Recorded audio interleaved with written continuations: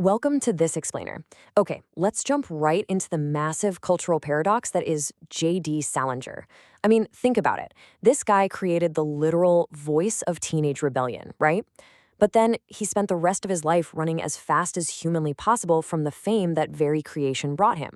So today, we are going to explore his hidden struggles and look at exactly how he so fiercely protected his literary universe.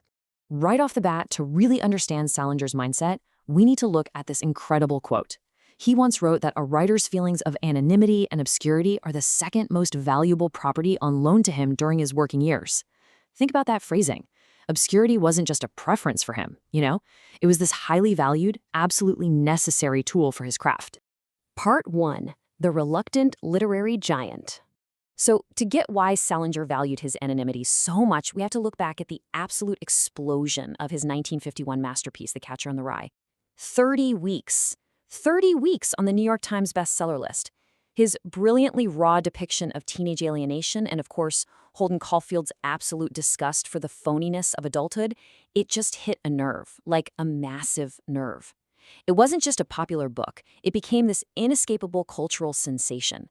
It defined an entire generation of readers who felt like, for the very first time, an author was speaking directly to them. We are talking over 10 million copies sold worldwide. What started as a straightforward, fairly simple story about a 16-year-old kid wandering the streets of New York City after getting kicked out of prep school, it turned into an absolute global phenomenon. But here is what really, truly terrified Salinger. Even decades later, well into the 2000s, the book was still selling roughly 250,000 copies every single year. The public scrutiny was just relentless. And Salinger? He deeply, deeply despised this level of attention. He didn't want to be a celebrity, not even a little bit. He just wanted to be a writer. And that fierce protective instinct kicked in pretty early on. Back in 1948, he sold the film rights to a short story of his, Uncle Wiggily in Connecticut. Well, the 1949 film that came out of it, My Foolish Heart, was so heavily altered that people widely refer to it as a complete bastardization of his original story. Salinger was so horrified by this one single disastrous experience that he swore off Hollywood forever, like entirely. He literally ignored desperate pleas from massive, heavy-hitting filmmakers. We're talking Steven Spielberg, people who practically begged for the rights to The Catcher in the Rye. No way, Salinger wasn't having it. Part 2. The Trauma of War. Now, to truly grasp what shaped his incredibly unique literary voice, and that intense, burning desire to hide away from everyone, we have to step back into the absolute crucible of World War II.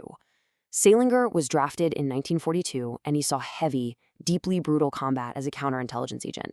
He landed at Utah Beach on D-Day. He fought in the freezing hell of the Battle of the Bulge. And in April 1945, his unit entered Kaufering 4, which was a subcamp of Dachau. Just think about the sheer stacking of that trauma. It is unimaginable.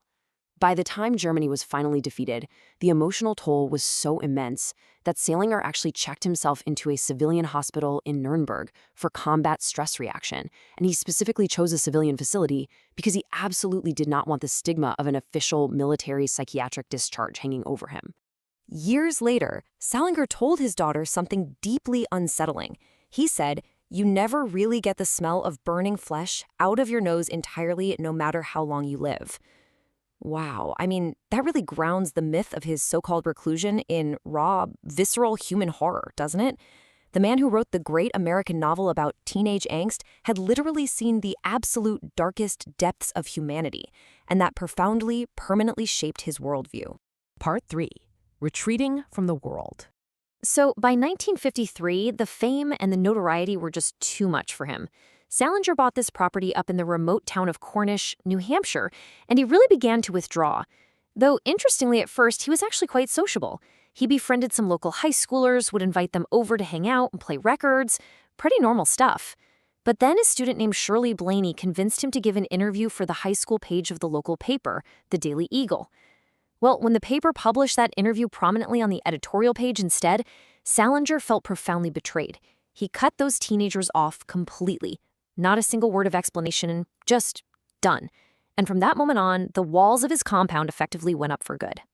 Behind those walls, Salinger's life became this restless, revolving door of spiritual and lifestyle pursuits. He moved incredibly intensely from Zen Buddhism over to Kriya Yoga. He briefly dabbled in Dianetics, then pivoted to Christian Science, and even macrobiotics. His second wife, Claire, actually noted how he would chronically disappear for weeks at a time to write. Then he'd return, the work would be completely destroyed, and he'd insist the whole family suddenly follow whatever brand new doctrine he had just discovered. And his personal life? Yeah, it was undeniably complex and really turbulent. For instance, he insisted Claire drop out of college, literally just months before her graduation, just so she could live in total isolation with him. Later on, when he was 53, he initiated a relationship with an 18-year-old writer named Joyce Maynard. She actually dropped out of Yale to move into his compound. But then, after just 9 months, Salinger abruptly ended the relationship and sent her away. It was this incredibly stark pattern, intensely drawing people in and then just rigidly shutting them out. Part 4. Guarding Holden Caulfield. Now, here's the fascinating thing. While Salinger hid from the physical world, he was never, ever a passive hermit. Over the decades, he morphed into an incredibly aggressive legal protector of his literary universe. In 1987, he sued to stop a guy named Ian Hamilton from publishing an unauthorized biography because it used excerpts from Salinger's private letters. He fought that all the way to a Supreme Court ruling. Then in 1998, he blocked the U.S. screening of an Iranian film called Pari, simply because it was a loose, unauthorized adaptation of his book Franny and Zooey. And then, in 2009, he went to court yet again. This 2009 lawsuit was over a book called 60 Years Later, Coming Through the Rye. An author, using the pseudonym J.D. California, essentially wrote an unauthorized sequel. He took the original premise of a 16-year-old Holden Caulfield wandering around New York City and transformed him into a 76-year-old man named Mr. C who escapes from a nursing home. Well, Salinger's legal team immediately filed an injunction. The suit aggressively stated, the sequel is not a parody and it does not comment upon or criticize the original. It is a ripoff, pure and simple. And you know what?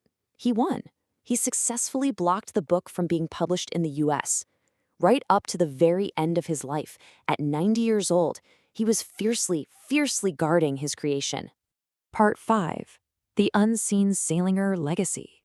When J.D. Salinger finally passed away from natural causes in 2010 at the age of 91, the absolute biggest secret of his reclusive years was finally confirmed. He had never actually stopped writing, not at all. He left behind a private vault packed with decades of work, and it was all organized with this incredibly meticulous, color-coded filing system for his unpublished manuscripts.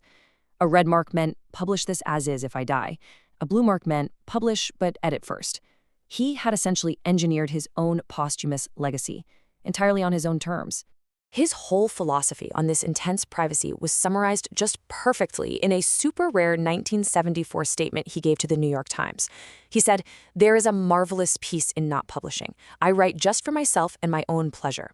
He actually viewed the act of publication as a damned interruption. He had completely 100% decoupled the pure art of writing from the actual business of being an author. So it all leaves us with a pretty provocative question to ponder. Does an author owe the world anything beyond the work they actually choose to share? I mean, Salinger gave us Holden Caulfield, right? And the world instantly demanded more.